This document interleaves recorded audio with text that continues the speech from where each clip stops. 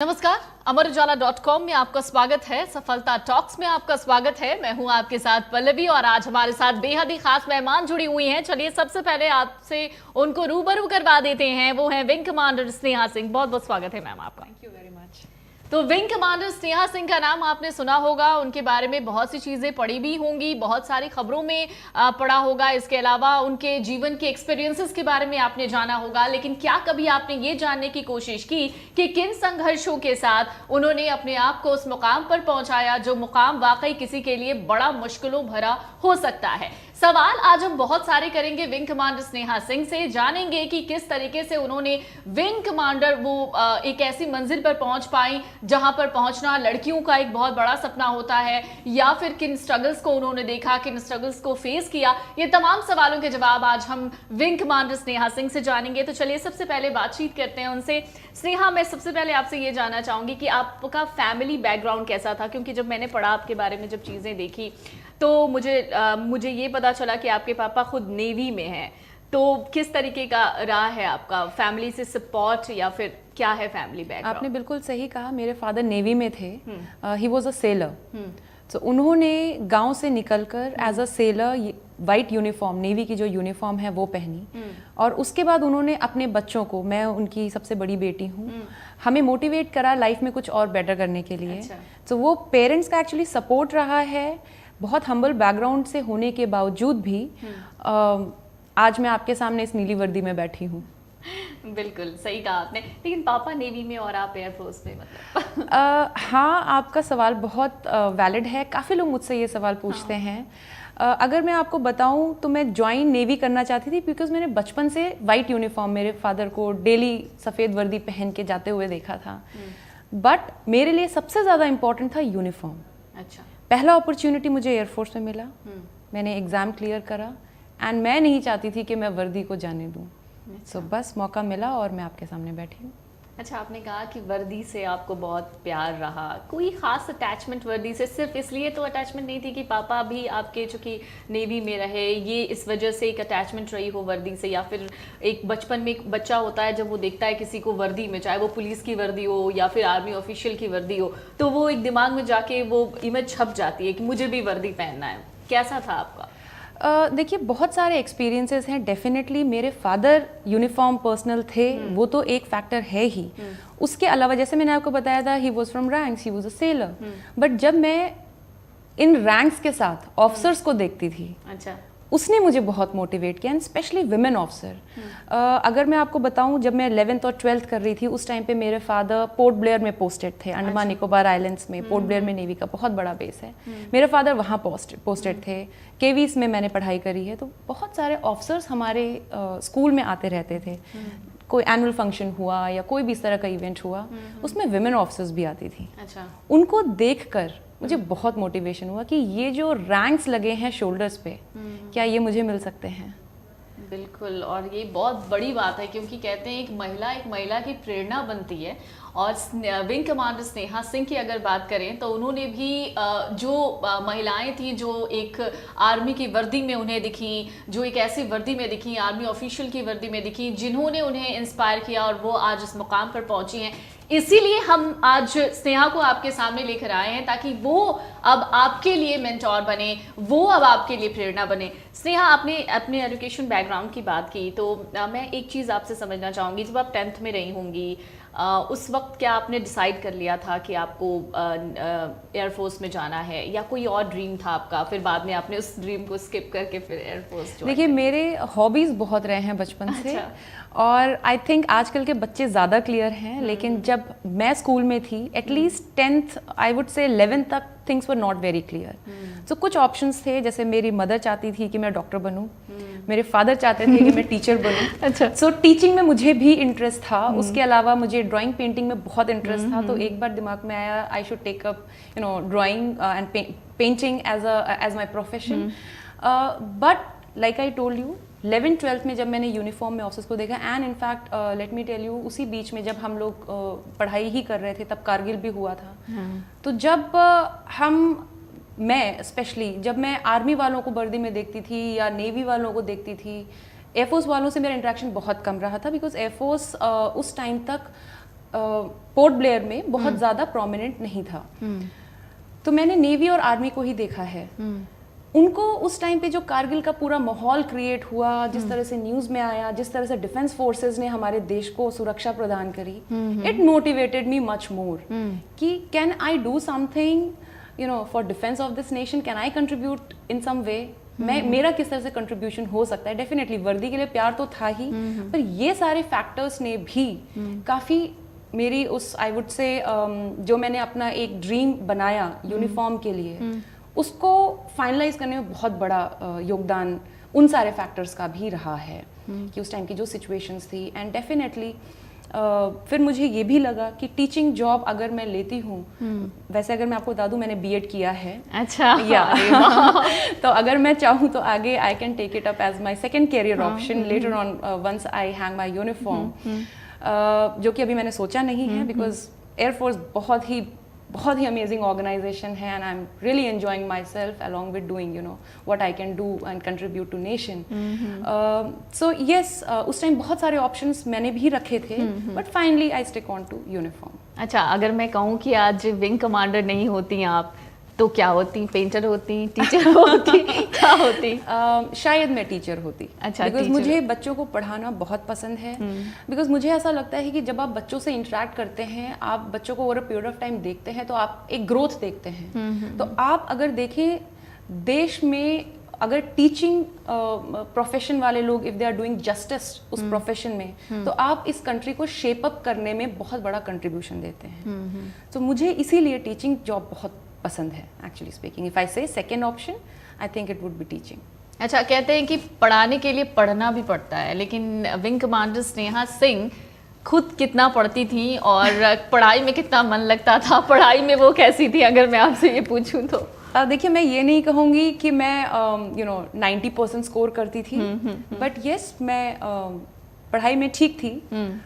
I used to score around 80% और सो। But उसके साथ मेरे स्कूल एंड कॉलेज डेज में मैंने काफ़ी को करिकुलर एक्टिविटीज, स्पोर्ट्स एक्टिविटीज, मतलब I used to be there anything which is being conducted in schools और कॉलेजेस। तो मुझे उन सब चीज़ों में पार्टिसिपेट करना भी बहुत पसंद था। सो या I think I would say that I was an average student, but with lot of interest which I could actually do during my school and college days. मैं हर चीज़ में पार्टिसिपेट करती थी। अच्छा, कभी ऐसा भी होता है कि हम अपने करियर में फोकस्ड होते हैं, कभी कभी ऐसा होता है कि हम फोकस तो होते हैं, फिर सोचते हैं नहीं, ये छोड़ के मुझे कुछ और ही कर लेना चाहिए। तो आपने एग्जैक्टली कब ठाना कि आपको एयरफोर्स में जाना है? 12th। अच्छा, 12th में। I kept 2 options for me. Like I told you, uniform मेरी first choice थी, तो definitely कोशिश उसी के लिए करनी थी। And second, मैंने आपको बताया मुझे टीचिंग प्रोफेशन पसंद था, तो B.Ed। So I was very clear in my mind कि मुझे इन्हीं दोनों में से एक चीज़ करनी है।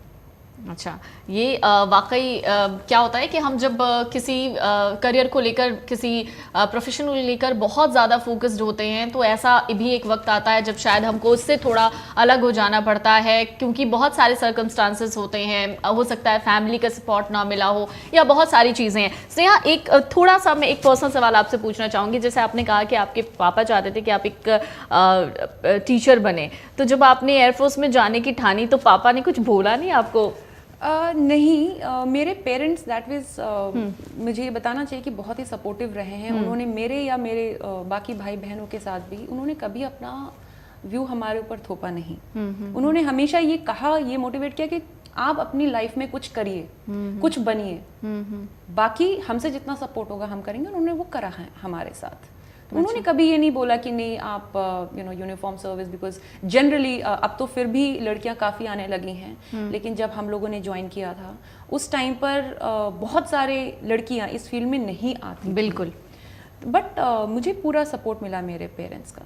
अच्छा, यही सवाल था मेरा। कहते हैं बहुत सारे घरों में ऐसा ही होता है कि जब अगर कोई लड़की अगर नेवी ज्वाइन करना चाहे, एयरफोर्स ज्वाइन करना चाहे, आर्मी ज्वाइन करना चाहे, तो ऐसे में पेरेंट्स कहते हैं कि नहीं, लड़कियों के लिए ठीक नहीं है, नहीं, लड़कियों को बहुत जान का खतरा है, बहुत सारी चीज़ें हैं, वो अपने अपने एक्सक्यूजेस देते हैं। वो आप उनके लिए क्या कहना चाहेंगे? देखिए, इस टाइप से इस तरह की चीज़ें जो भी पेरेंट्स कहते हैं, इस तरह की बातें जो भी पेरेंट्स कहते हैं, अगर बच्चों के दिमाग में ये चीज़ है, उनके लिए मैं सिर्फ एक चीज़ कहना चाहूँगी कि वो टाइम चला गया जब लड़के कुछ करते थे, लड़कियाँ कुछ करती थी। मुझे तो ऐसा लगता है, हम जब वुमेन एम्पावरमेंट की बात करते हैं, मुझे ऐसा लगता है भगवान ने हमें एज इट इज़ एम्पावर करके यहाँ भेजा है, तो हम घर और नौकरी दोनों संभाल सकते हैं। आई थिंक अगर हम देखें, generally male they will not be able to manage both the thing generally. It's not that कि वो नहीं कर सकते हैं, बट जहाँ मैं एम्पावरमेंट की बात करूँ तो मुझे ऐसा लगता है ये हमारे अंदर एक बहुत अच्छा गॉड गिफ्ट है। उसके साथ अगर हम बात करें प्रोफेशनली, हमें किस फील्ड में जाना चाहिए, कोई लिमिट नहीं है। There are no limits actually. आप किसी भी फील्ड में चाहिए जहाँ आपको लगता है कि आप अच्छा कर सकते हैं, जहाँ आपकी लाइकिंग है।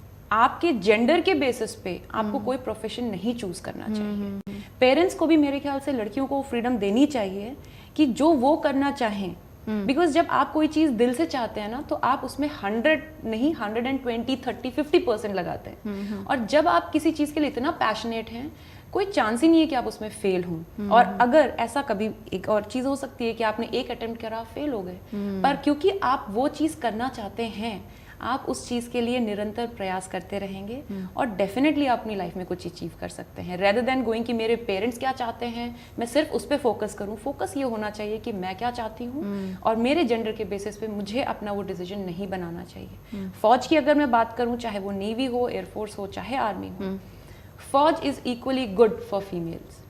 एटलीस्ट मेरे को ऑलमोस्ट 16 ईयर्स हो गए हैं इस ब्लू यूनिफॉर्म में, तो मैं अपना पर्सनल एक्सपीरियंस के बेसिस पे आपको बता सकती हूँ कि यहाँ पर अगर मैं विंग कमांडर स्नेहा हूँ तो मुझे एज स्नेहा नहीं देखा जाता है, बिल्कुल मुझे एज विंग कमांडर स्नेहा देखा जाता है। मुझे वो respect is because of my rank, not because of my gender.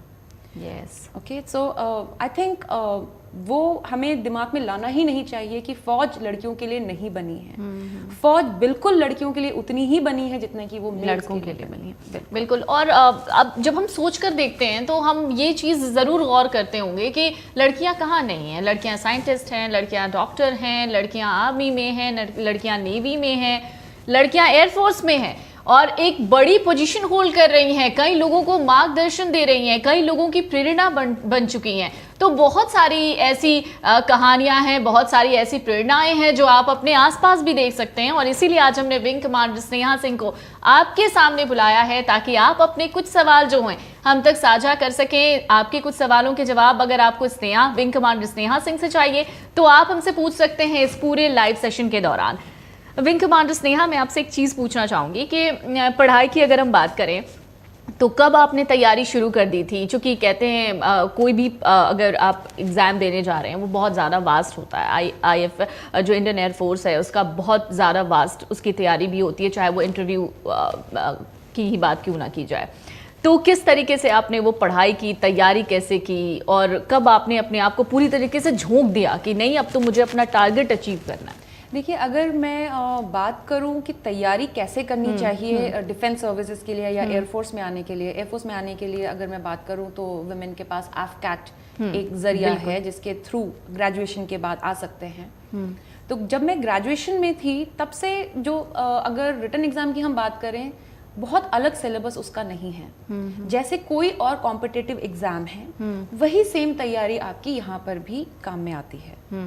सो अगर कॉम्पिटिटिव एग्जाम की अब हम स्पेसिफिक बात करें, उसमें क्या होता है, बेसिक इंग्लिश होती है आपकी, बिल्कुल 10th क्लास तक की मैथ्स होती है, देन आपका जनरल नॉलेज होता है, जनरल अवेयरनेस होता है। इस टाइप के सेम सिलेबस एयरफोर्स में आने के लिए भी है। सो वो जेनरिक तैयारी ही मैंने भी करी थी and it was not very difficult to crack this exam. अच्छा, AFCAT की बात अगर हम करते हैं तो जो रिटन एग्ज़ाम होता है क्या वो बहुत ज़्यादा वास्ट होता है? नहीं, जैसे मैंने आपको अभी बोला कि जिस तरह से बाकी कॉम्पिटिटिव एग्जाम होता है, इसका रिटन एग्जाम भी सिमिलर सेम लाइंस पे बना हुआ है। बिकॉज जब हम डिफेंस ऑफिसर की बात करें, when we are selecting an officer, so एक बेसिक नॉलेज लेवल होना चाहिए, बेसिक IQ होना चाहिए। बस उसको चेक करने के लिए हम ये रिटन एग्जाम करवाते हैं। उसके अलावा जो डिटेल इंटरव्यू है या SSB है, जिसको हम सर्विस सिलेक्शन बोर्ड, एक पूरा प्रोसेस होता है जिसके थ्रू एक सिविलियन कैंडिडेट जाता है और उसका सिलेक्शन होता है। उस दौरान आपके अंदर की वो क्वालिटीज को हम चेक करते हैं कि are you fit to be an defence officer, are you fit to be in the service, so वो रिटन एग्जाम के बाद आता है। बाकी मुझे लगता है कि जो बच्चे अगर इसके लिए तैयारी करना चाहते हैं वो अपनी नॉर्मल तैयारी शुरू रखें और वही उनको ये एफकैट को क्रैक करने में भी हेल्प करेगा। अच्छा, अब रिटन अगर किसी ने क्रैक कर लिया, उसके बाद अब बात आती है इंटरव्यू की। कई दफ़े ऐसा होता है कोई रिटन तो क्रैक कर लेता है लेकिन इंटरव्यूज़ 5 इंटरव्यू 6 इंटरव्यू उसके बाद बड़ी मुश्किल होती है, फिर बाद में सोचता है कि छोड़ ही दो अब। तो अब आप क्या कहना चाहेंगे, आपका खुद का अनुभव कैसा रहा अगर हम इंटरव्यू फेज़ की बात करें? देखिए मेरा अनुभव तो बहुत अच्छा रहा and luckily I could crack it in first को। बट मेरे साथ ही जिन लोगों की ट्रेनिंग हुई उसमें कुछ लोग हैं जिन्होंने 8 अटेम्प्ट 10 अटेम्प्ट के बाद भी क्लियर करा है। सो ऐसा नहीं है कि अगर आप फर्स्ट अटेम्प्ट में क्लियर नहीं करते हैं तो आगे आपके चांसेस कम हैं या आप नहीं क्रैक कर सकते हैं। वो अंदर एक मैंने बोला ना, आपको क्लैरिटी ऑफ थॉट होनी चाहिए कि आप क्या करना चाहते हैं, आपके अंदर वो लगन होनी चाहिए कि नहीं मुझे ये चीज़ करनी है। एंड एक आई थिंक बहुत इंपॉर्टेंट क्वालिटी अगर हम डिफेंस ऑफिसर की बात करें तो गो गेटर वाली एक क्वालिटी आपके अंदर होनी चाहिए। अगर कोई कैंडिडेट या कोई बच्चा सिर्फ इसलिए कि मैं 1-2 बार अटेम्प्ट में नहीं क्लियर कर पाया और वो छोड़ दे इस चीज़ को, आई थिंक फिर वो तो as it is defence services के लिए बने ही नहीं है। बिकॉज इवन वायलेंस सर्विस आप लोगों को हमको बहुत सारे ऐसे असाइनमेंट मिलते हैं जहाँ पे कई बार आप हो सकता है ना अचीव कर पाएं जो आपसे एक्सपेक्टेड है, बट एज अ लीडर मैं उस चीज़ को अपना उस चीज़ के लिए यूज़ करूँगी कि मैं अपने आप को कैसे इम्प्रूव करूँ rather than just leaving it. So वो एक क्वालिटी आपके अंदर होनी चाहिए अगर आप फौज की वर्दी एज ऑफिसर पहनना चाहते हैं। बिकॉज आपको अपना मोटिवेशन लेवल खुद हाई रखना होता है, क्योंकि एज अ लीडर अगर आप खुद डिमोटिवेट हो जाएंगे अपने फेलियर से तो आप अपनी टीम को कैसे मोटिवेट कर पाएंगे। बिल्कुल, ये सही कहा आपने। एक चीज़ और दिखती है, क्योंकि अगर हम मेल और फीमेल को अगर डिफ्रेंशिएट करें तो देखते हैं कि मेल ज़्यादा स्ट्रॉन्ग होते हैं मेंटली, मतलब इसे अदरवाइज ना लेकर हम बात करें कि वो ज़्यादा मेंटली स्ट्रॉन्ग होते हैं क्योंकि उनमें इमोशन लेवल औरतों जितना नहीं होता। तो इस फील्ड में किसी भी लड़की को अगर जाना हो, विंग कमांडर बनना हो, तो उसको अपने इमोशंस पे कितना कंट्रोल करना पड़ेगा और किस तरीके से वो अपने माइंडसेट को एकदम स्ट्रांग बना सकती है? देखिए इसमें पहली बात तो I will not agree with this. अच्छा, ओके। बिकॉज मुझे पर्सनली ऐसा लगता है कि we are more stronger mentally as compare to males. Good, ठीक है। क्योंकि अगर हम मेंटली ज़्यादा स्ट्रांग नहीं होंगे तो हम घर और प्रोफेशन दोनों को हैंडल नहीं कर पाएंगे। बिल्कुल, जो कि आज की डेट में, जैसे आपने खुद बोला, आज की डेट में विमेन हर फील्ड में। बिल्कुल सही। अगर मैं एयरफोर्स की बात करूं तो स्टार्टिंग फ्रॉम एडमिनिस्ट्रेशन ब्रांच जो कि मेरी ब्रांच है, उससे फाइटर एयरक्राफ्ट तक लड़कियां उड़ा रही हैं। बिल्कुल। सो मुझे ऐसा लगता है कि मेंटली, फिजिकली, इमोशनली हर तरीके से women are more capable. It's just that हम लोगों को अपनी इस स्ट्रेंथ को पहचानना जरूरी है। बिल्कुल, right. So this is what I feel. बिल्कुल, और वाकई अपने आप को जब आपने पहचान लिया तो दुनिया आपको पहचानेगी, जिस तरीके से विंग कमांडर स्नेहा सिंह को दुनिया पहचानती है, क्योंकि आपको सबसे पहले खुद पर वर्क करना पड़ेगा। खुद पर जब आपने वर्क कर लिया, जब खुद को क्रिएटिव बना लिया, तो फिर मुझे नहीं लगता कि कोई आपको रोक सकता है। और ये जो मेरा सवाल था विंग कमांडर स्नेहा, वो मैंने इसलिए पूछा क्योंकि बहुत सारी लड़कियों के मन में इस तरीके के सवाल होते हैं। बेसिकली ये सवाल मेल्स के मन में भी होंगे, मुझे जहाँ तक लगता है। एक सवाल ये कि ज़्यादातर जो एग्ज़ाम की प्रिपरेशन कर रहे हैं स्टूडेंट्स, उनमें एक चीज़ बड़ी कॉमन देखने को मिलती है, वो होती है इंग्लिश को लेकर। एक इंग्लिश फियर होता है उनमें कि पता नहीं उनकी इंग्लिश अच्छी है नहीं है, एग्ज़ाम में किस तरीके से क्या पूछा जाए, इंटरव्यू में इंग्लिश पूछ दिया जाए तो हम कैसे समझेंगे, कैसे उसका जवाब देंगे। तो जो AFSB की तैयारी कर रहे हैं वो उनको किस तरीके से अपने इंग्लिश पर बेसिकली काम करना चाहिए? देखिए अगेन मैं यहाँ पे अपना एग्जांपल देना चाहूँगी। मैंने थ्रू आउट KV से पढ़ाई करी है। अच्छा।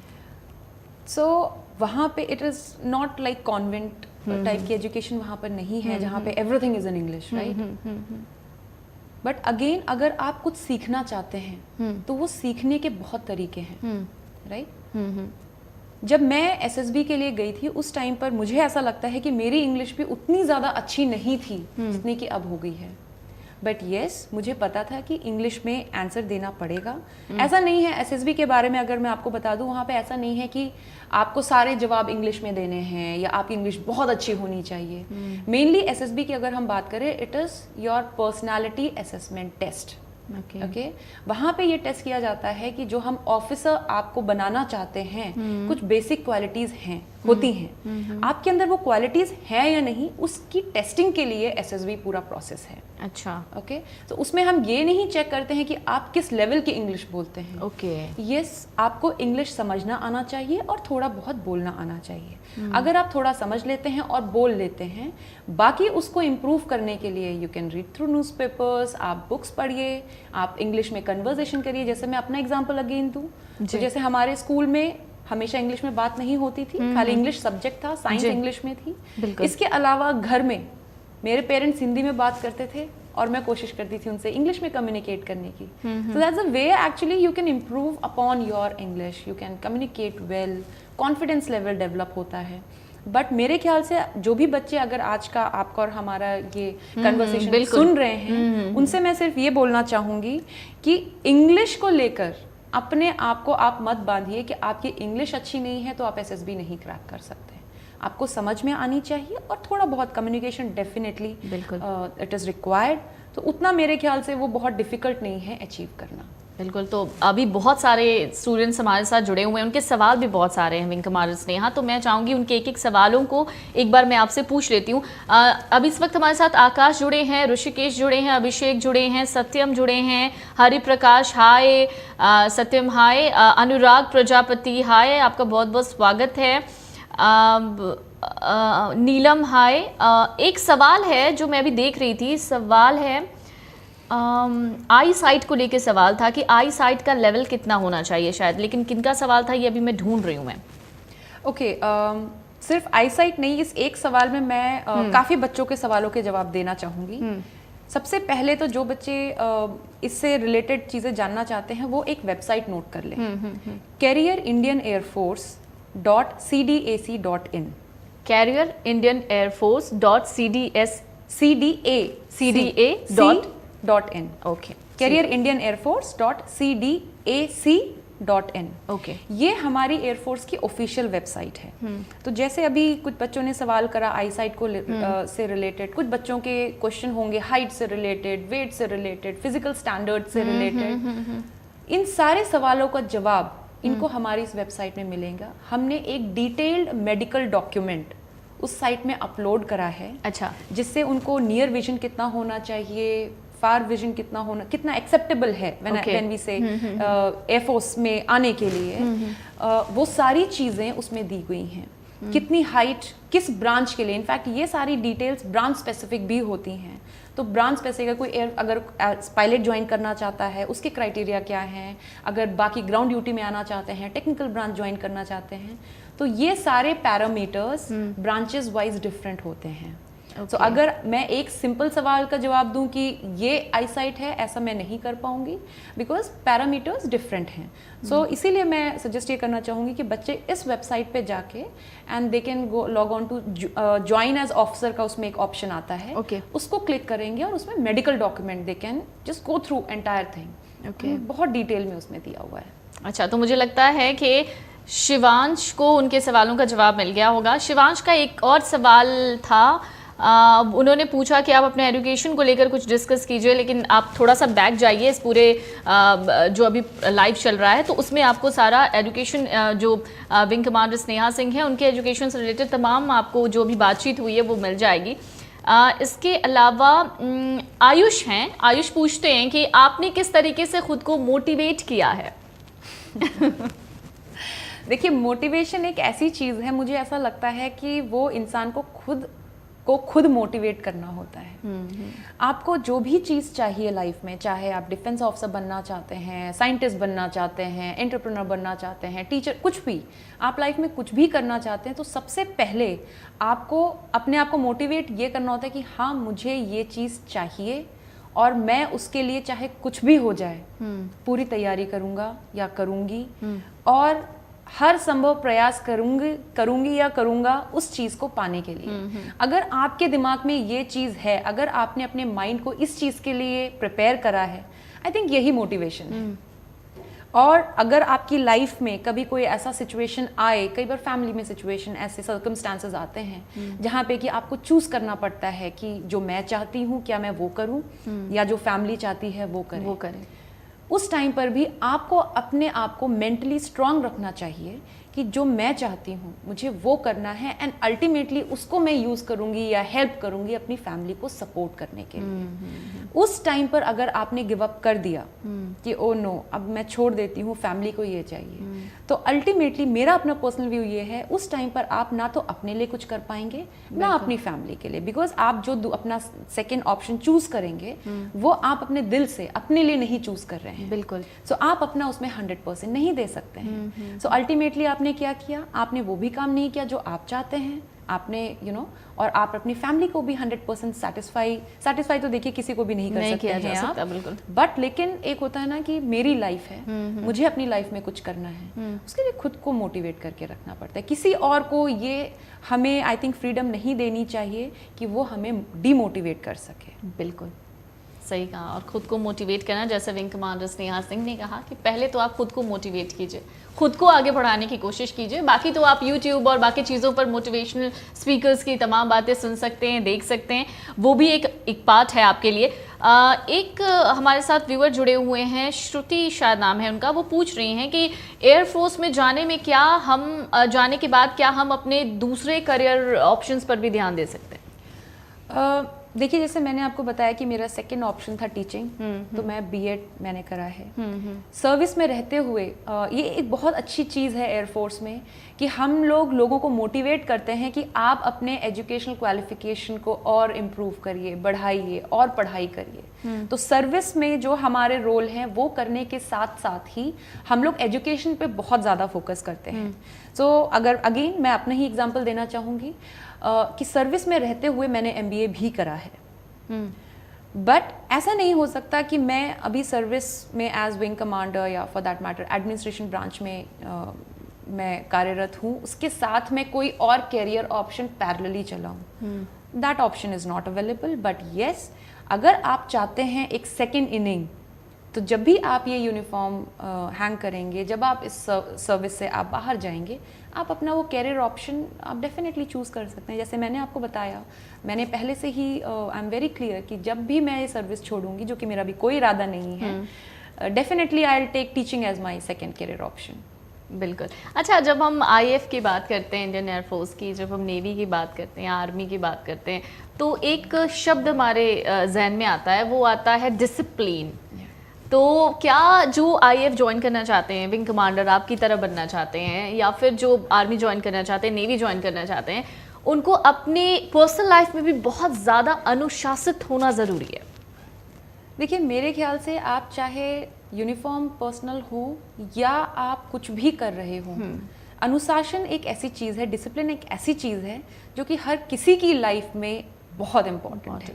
आप अगर अपनी लाइफ में कुछ अचीव करना चाहते हैं और अचीव करने के बाद और आगे बढ़ना चाहते हैं, आपको डिसिप्लिन होना बहुत ज़रूरी है। आपके पास कोई ऐसा ऑप्शन नहीं है कि आप डिसिप्लिन लाइफ को छोड़कर आप अपने उस मुकाम पर बने रहें या उस मुकाम से आगे जाएं। तो डिसिप्लिन अगर आप देखिए, आप नेचर में ही देखिए, ओके, हर चीज़ डिसिप्लिन है। बिल्कुल। तो सेम चीज़ हमारे एज ह्यूमंस हमारे लिए भी हमें फॉलो करनी पड़ेगी अगर हम लाइफ में कुछ अच्छा करना चाहते हैं और अचीव करने के बाद उसको होल्ड भी करना चाहते हैं। आप ये देख लीजिए, अगर आपने अचीव कर लिया जो आप चाहते थे, उसके बाद आप अगर अपनी लाइफ में डिसिप्लिन नहीं रखते हैं, you will lose out on that thing. Yes, exactly.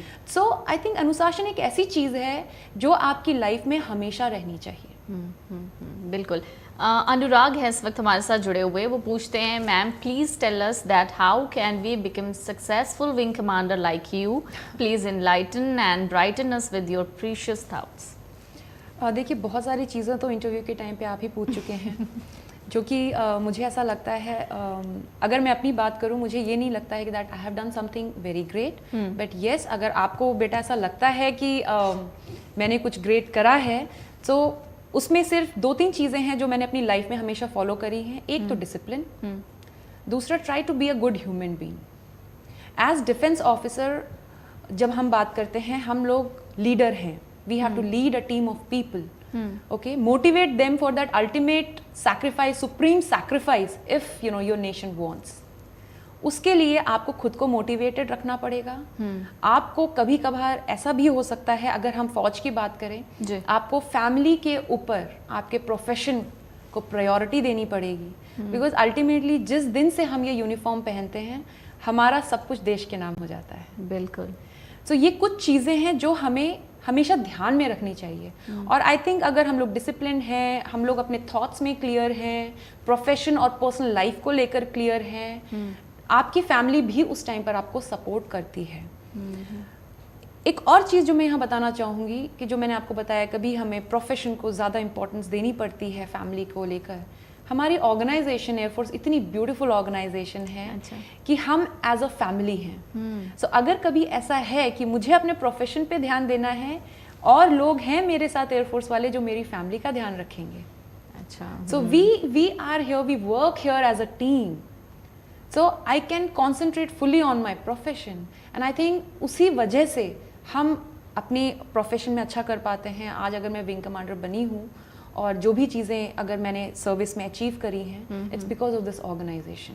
अकेले अगर मैं एज एन इंडिविजुअल, अगर मैं एज अ स्नेहा सिंह बात करना चाहूँ तो शायद वो पॉसिबल नहीं होता। वो इस ऑर्गेनाइजेशन की वजह से भी पॉसिबल है। चाहे वो मैं बात करूँ जिस तरह की ट्रेनिंग उन्होंने मुझे दी है, जिस तरह से मेरी फैमिली का टेक केयर करा है। अच्छा। तो वो सारी चीज़ें कंट्रीब्यूट करती हैं इसमें कि मैं आज विंग कमांडर स्नेहा सिंह बन के आपके सामने बैठ के बात कर रही हूँ।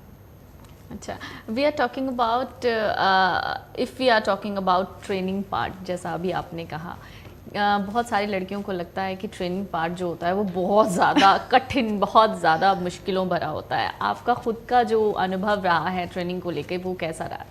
देखिए, मुझे जो चीज़ जिस चीज़ ने मुझे हेल्प करी ट्रेनिंग करने में, वो था ये। अच्छा। ठीक है।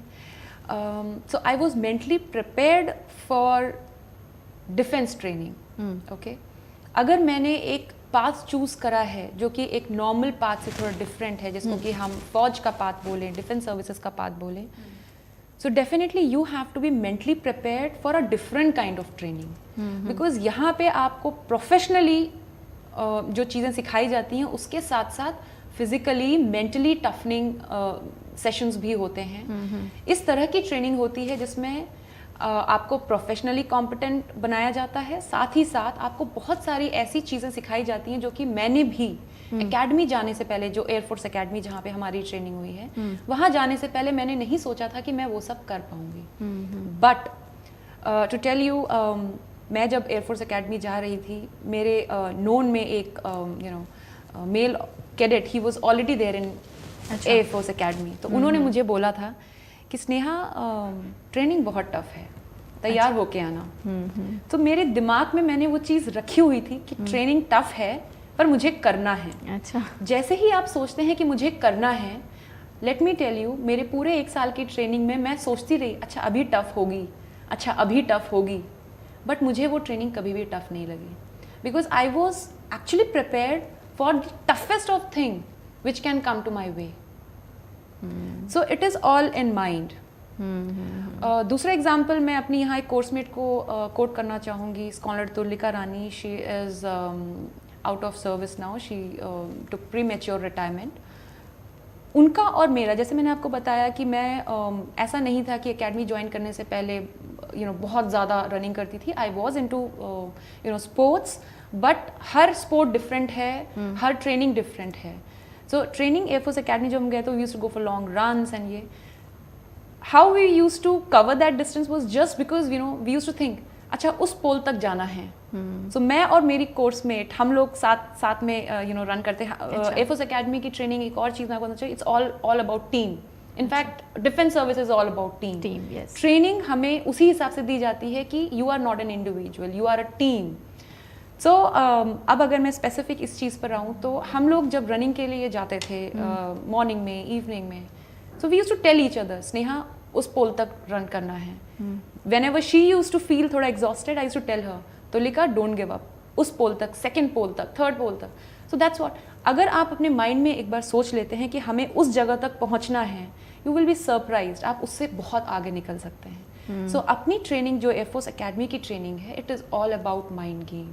आपने अगर एक बार सोच लिया कि आपको ट्रेनिंग करनी है, आपको वो केक वॉक लगेगी, and and of the term जब आप वहाँ से रैंक्स अपने शोल्डर्स पे लेके पास आउट होंगे, you will feel proud, your parents will feel proud, you know, anybody whom you're associated with, आप हर किसी को प्राउड फील कराएंगे। उसके साथ ही साथ आप अपने आप को एक ट्रांसफॉर्म पर्सन देखेंगे, जो कि आप हो सकता है एकेडमी में मेरे साथ के भी कुछ ऐसे बच्चे रहे हैं। In fact I was posted at Air Force academy even as an instructor, तो वहाँ मैंने बच्चों की ग्रोथ देखी है, अपनी ग्रोथ तो मैंने देखी है, साथ ही साथ 400-500 बच्चों की ग्रोथ मैंने देखी है एज एन इंस्ट्रक्टर, जो कि वो लोग 1 किलोमीटर नहीं भाग पाते थे initially, end of the term में they would run for 12 kilometres 13 kilometres आराम से। अच्छा, it's all about mind. Training is not tough, this is what I feel.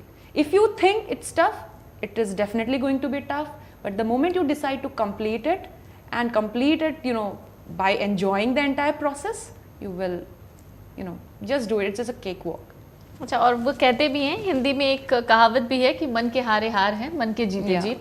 बिल्कुल। और क्या जिस तरीके से आप समझा रही थी विंग कमांडर स्नेहा, वो एक मुझे लगता है अभी जितने भी स्टूडेंट्स हमारे साथ जुड़े हुए हैं, जितने भी व्यूअर्स हैं, उनको एक अलग ही पॉजिटिव, मैं जब बगल में बैठी हूँ मुझे खुद एक पॉजिटिव एनर्जी, एक अजीब सा जो जुनून होता है वो अंदर वो क्या कहते हैं फ्लो होने लग रहा है। तो वाकई आर्मी में जाना, नेवी में जाना या आईएएफ में जाना, अगर आपने जिस तरीके से विंग कमांडर स्नेहा ने कहा कि आपको अगर आपने ठान लिया कि आपको क्या करना है अपनी लाइफ में, तो आप उससे अचीव कर ही लेंगे किसी भी तरह से।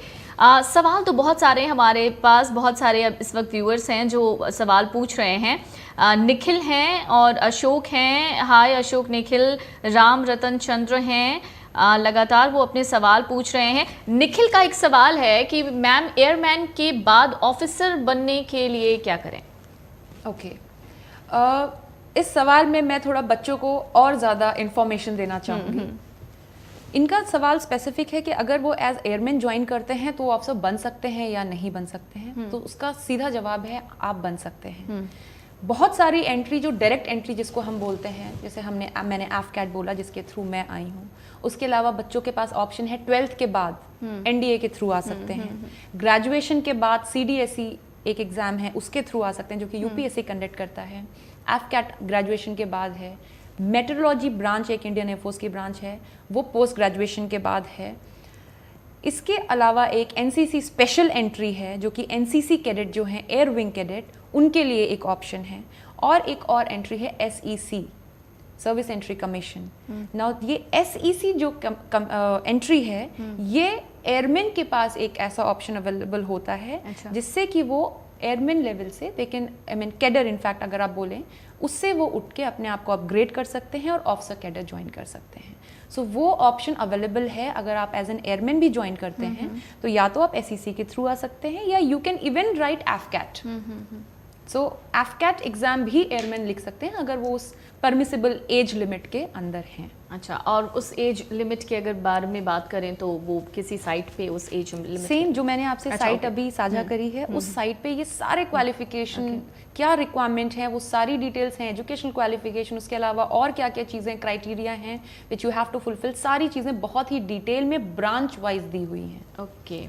अच्छा, एक सवाल, आपको पहली बार प्लेन उड़ाकर लगा कैसा था? Okay, here I would like to clarify that I belong to administration branch of Indian Air Force. Okay, generally लोगों को लगता है कि जब हम एयरफोर्स की बात करते हैं तो एयरफोर्स में जितने भी लोग हैं सब एयरक्राफ्ट उड़ाते हैं। Okay, that is not the case. Okay, यहाँ पे बहुत सारी ब्रांचेस हैं, so I would like to just educate students about it. Pilots they belong to flying branch. तो एक ब्रांच है फ्लाइंग, जिसमें कि जो ऑफिसर्स फ्लाइंग ब्रांच को बिलोंग करते हैं उनको हम पायलट्स बोलते हैं। Okay, so they might fly fighter, transport या हेलीकॉप्टर, जो हमारे एयरक्राफ्ट हैं। अब आप इस चीज़ से इत्तेफाक रखेंगी कि अगर हमारे पास ये एयरक्राफ्ट हैं, ये मशीन्स हैं, इन एयरक्राफ्ट्स को जो भी वो ऑपरेशन करते हैं, जो भी फ्लाइंग उनकी होती है, उसको सपोर्ट करने के लिए एक बहुत बड़ा इंफ्रास्ट्रक्चर लगता है। चाहे आप बात करें एक कॉम्प्लेक्स की, एक रनवे की, आप बात करें एयर ट्रैफिक कंट्रोलिंग की, उसके अलावा अगर आप बात करें वो एयरक्राफ्ट पायलट को देता कौन है, सर्विसेबल एयरक्राफ्ट देता कौन है, टेक्निकल ऑफिसर्स।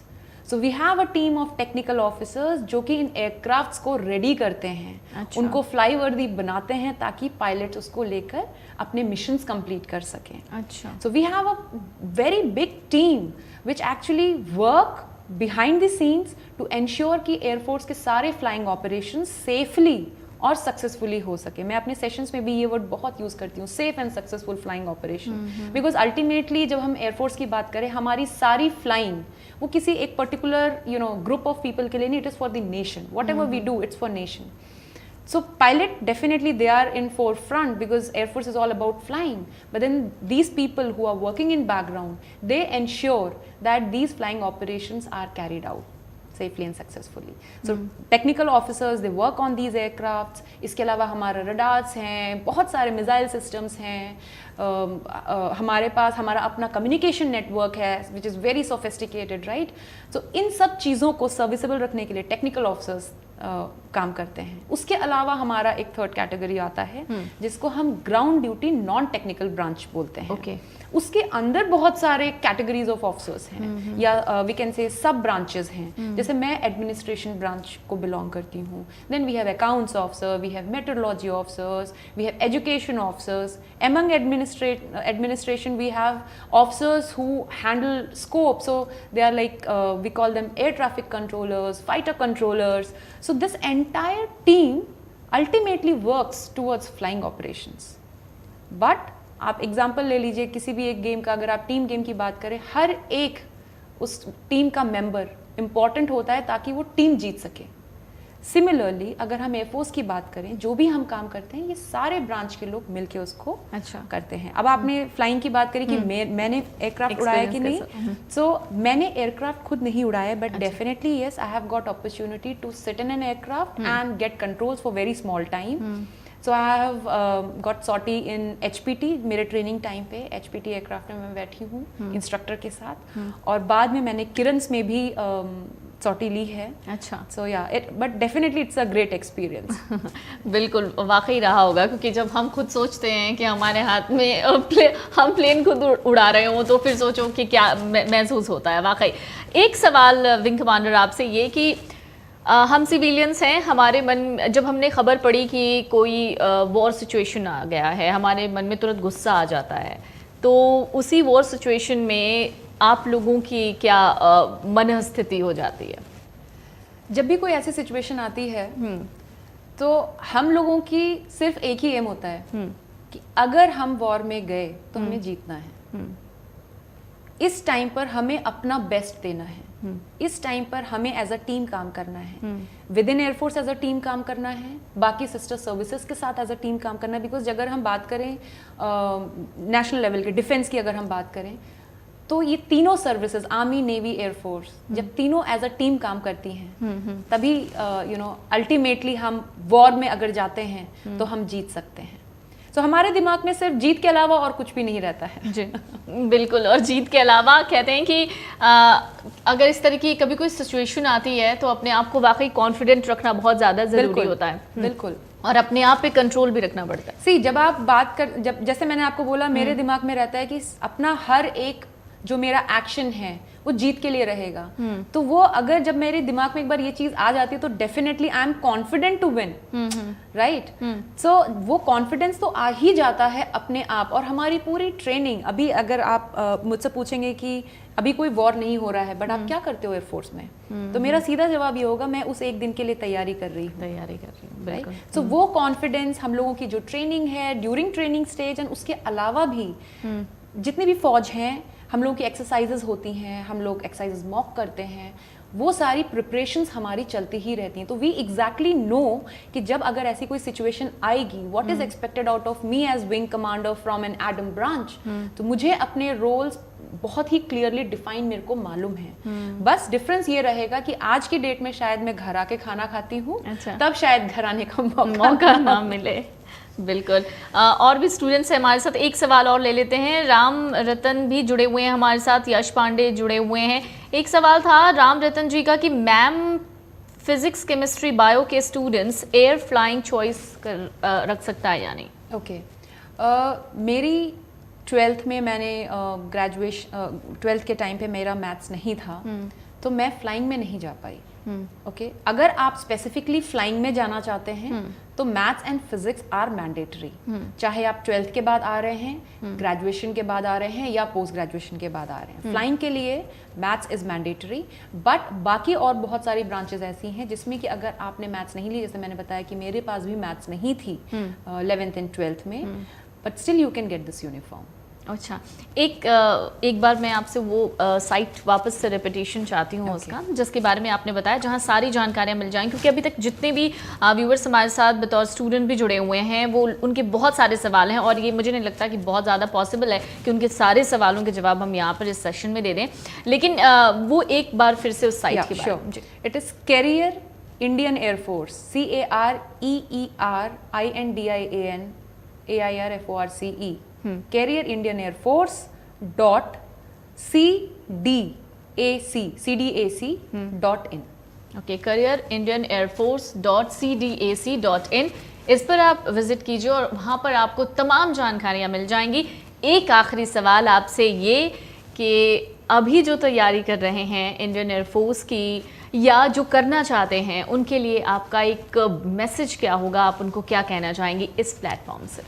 ओके इस प्लेटफॉर्म से अगर मैं बात करूं बच्चों की तैयारी की रिटन एग्ज़ाम के लिए, तो पहली बात तो आपको ज़्यादा स्ट्रेस लेने की ज़रूरत नहीं है, बिकॉज उस रिटन एग्ज़ाम में जो आप बाकी कॉम्पिटिटिव एग्ज़ाम्स में जो भी तैयारी करते हैं, वो सेम तैयारी आपकी एफकैट क्लियर करने में या CDSE क्लियर करने में हेल्प करेगी। अगर हम बात करें SSB क्लियर करने की, उसके लिए मैं बच्चों को ये बोलना चाहूँगी कि आप अपने आप को एक अच्छा इंसान बनाइए, बिकॉज जब हम बात करते हैं OLQs, ऑफिसर लाइक क्वालिटीज़, जिसके लिए कि आपको टेस्ट किया जाएगा आपके SSB टाइम में, which is basically a personality assessment test. वहाँ पे हमारे काफ़ी एसेसर्स होते हैं, एक कैंडिडेट 3 डिफरेंट टेक्निक से टेस्ट किया जाता है। अच्छा। उसमें बेसिकली हम टेस्ट करते हैं आपकी इनर क्वालिटीज़ को।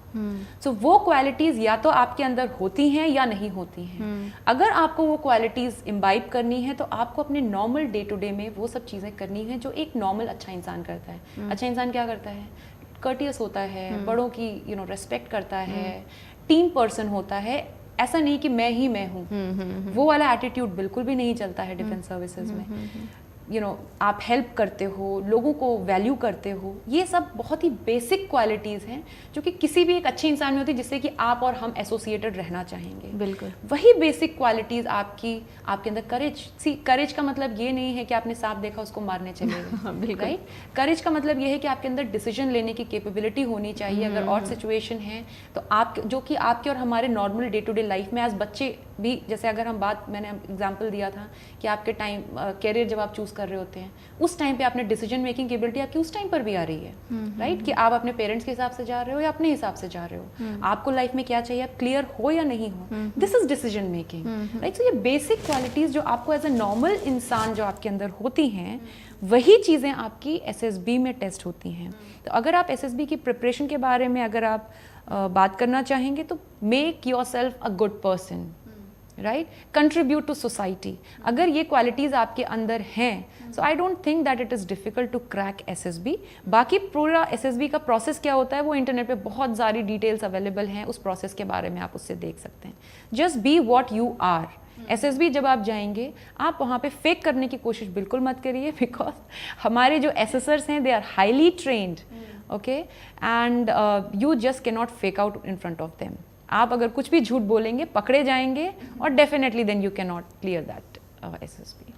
बिल्कुल। विंग कमांडर स्नेहा, आपसे बात करके बहुत अच्छा लगा और जाहिर है कि जब कोई, ख़ास तौर से जब कोई लड़की आर्मी ज्वाइन करना चाहती हो, नेवी ज्वाइन करना चाहती हो, इंडियन एयरफोर्स ज्वाइन करना चाहती हो, तो उसके मन में बहुत सारे सवाल होते हैं जिनके जवाब आपने बहुत बेहतरीन तरीके से दिए हैं और उम्मीद करते हैं कि आपको उनके सवालों के जवाब बहुत अच्छे तरीके से मिले होंगे और इन फ्यूचर आपको ये जवाब बहुत काम आएंगे। एक आखिरी मैसेज मैं आपसे लेना चाहूँगी इस प्लेटफॉर्म से, ये लड़कियों को लेकर, लड़कियां जो नेवी में जाना चाहती हैं, जो एयरफोर्स में जाना चाहती हैं, जो आर्मी में जाना चाहती हैं, जो पुलिस में जाना चाहती हैं, उनके लिए आप क्या कहना चाहेंगी और उनके पेरेंट्स को आप क्या कहना चाहेंगी?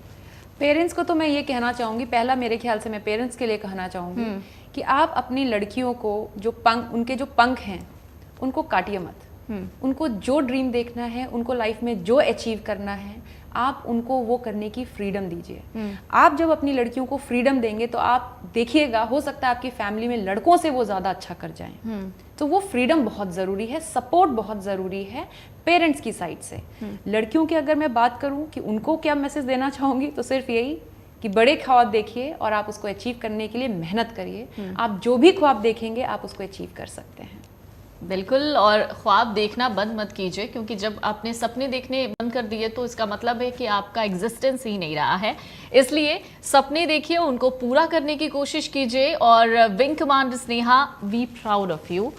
और हम चाहते हैं कि जितनी भी इस देश की लड़कियां हैं वो भी आपकी तरह एक सक्सेसफुल आर्मी ऑफिशियल बने, एक सक्सेसफुल इंडियन एयरफोर्स ऑफिसर बने, एक सक्सेसफुल विंग कमांडर बने। और इसी तरीके से आप तमाम लड़कियां, खासतौर सिर्फ लड़कियों की बात नहीं कहूँगी, जितने भी लड़के भी हैं, जो भी स्टूडेंट्स इस वक्त हमारे साथ जुड़े हुए हैं, उनको मोटिवेशन मिला होगा, उनको एक प्रेरणा मिली होगी। और इस प्रोग्राम के जरिए हमारा मकसद भी सिर्फ इतना ही था कि आपके सामने हम एक ऐसी शख्सियत को लेकर आएं जो शख्सियत आपको तमाम महत्वपूर्ण पहलुओं से रूबरू करवाए। और ये ज़रूरी है कि आपको अपने जीवन में क्या मुकाम हासिल करना है, उसके लिए एक मार्गदर्शक तो आपके सामने, आपके लिए होना ही चाहिए। बस यही मकसद था इस पूरे सेशन का। बहुत बहुत शुक्रिया आप तमाम व्यूवर्स का हमारे साथ इस वक्त जुड़े रहने के लिए। आपका बहुत बहुत शुक्रिया विंग कमांडर स्नेहा सिंह हमारे साथ जुड़ने के लिए। Thank you very much. तो फिलहाल इतना ही, नमस्कार।